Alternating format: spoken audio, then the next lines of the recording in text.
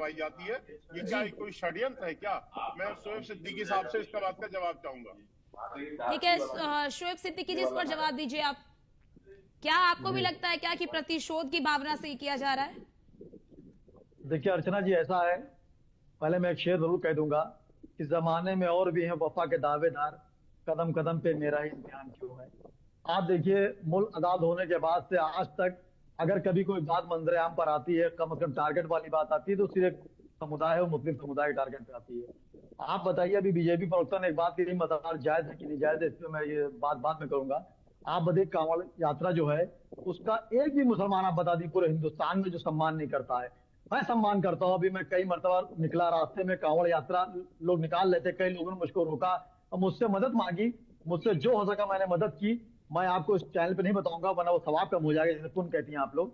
देखिए मसला यहाँ पर ये जो मज़ार बनी थी, आप देखिए मैप जो होता है बहुत सम्मानजनक पोस्ट होती है, और उन्होंने जिस लैंग्वेज की बात की है, आप बताइए वो लैंग्वेज मैं समझता हूँ बेहतर नहीं है।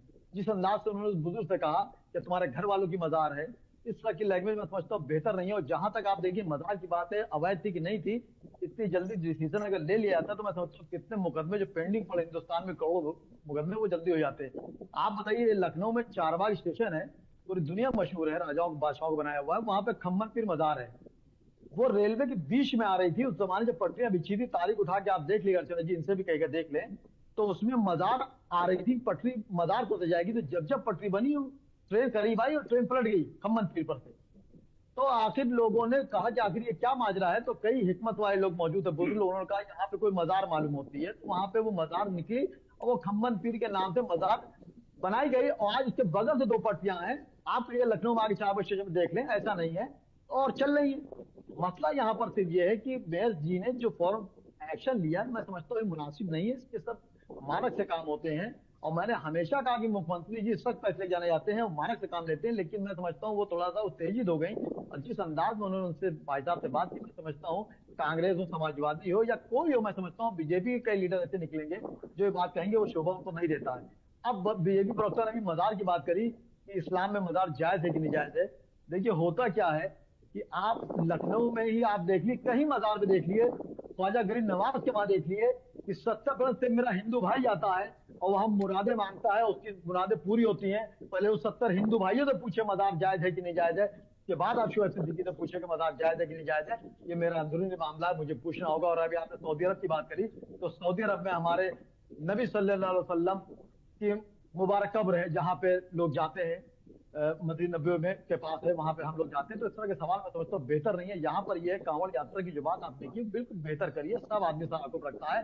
और कांवड़ यात्रा देखिए अर्चना जी, आज से नहीं चल रही है, तकरीबन मैं खुद 15 साल से देख रहा हूँ कांवड़ यात्रा चल रही है। तो मैं समझता हूँ ये हुकूमत मौजूदा जो है, इससे पहले जो हुकूमतें थी, कांवड़ यात्रा है कि बहुत अहम होती है, कम से कम उसके रास्ता बना दिया जाता कि आप यहाँ से जाएंगे। जिस तरह की मुहर्रम की आज 9 तारीख है, और लखनऊ और पुराने लखनऊ में देखिए वहां पर लाइन ऑर्डर इतना सख्त है, और उन्होंने रास्ते बना दिए हैं कि यहाँ जो सुबह जो जहाँ से जुलूस निकलेगा वो यहाँ से निकलेगा, वहां जाएगा, 10 लाख मुसलमान होगा और एक कुछ जरा सी बात नहीं होगी। तो ये मैं समझता हूँ इस प्रशासन को की जिम्मेदारी होती है कि वो इस चीज को लाइन ऑर्डर को कायम करे कि कैसे निकलेगा। आप डिबेट आप देखिए, कांवड़ यात्रा, मैं 4-5 दिन से नेशनल टीवी पे कांवड़ यात्रा पे डिबेट दे रहा हूँ, और मुझे बड़े अफसोस की बात है, जो मेरा इस्लामी महीना है मुहर्रम, जो गम से शुरू होता है, उसमें आप बताइए कल 10 तारीख है, उस पर किसी ने ये डिबेट नहीं करी कि इमाम हुसैन तो कल शहीद हो गए थे, उस आखिरी नमाज का आलम न पूछिए, इस्लाम जिंदा कर गया सजदा हुसैन का, उस पर एक डिबेट नहीं हुई। तो मुसलमान अपने आप को हिंदुस्तान में ठगा महसूस करे तो क्यों ना करे, बताइए आप। ठीक है, जवाब दीजिए इस पर। इमाम हुसैन शहीद हुए, उस पर एक डिबेट की संजय सिंह जी आंखों पर ठाकता हूँ, ठीक है, मैं खुद जब निकली 11 जुलाई को मैं इसका आंखों पर रखूंगा, लेकिन सस्ती शोहरत पाने के लिए, मंजर आम पर आने के लिए, ताकि हिंदुस्तान में जो गंगा जमनी की तहजीब मशहूर है, इसको तार तार ना करें।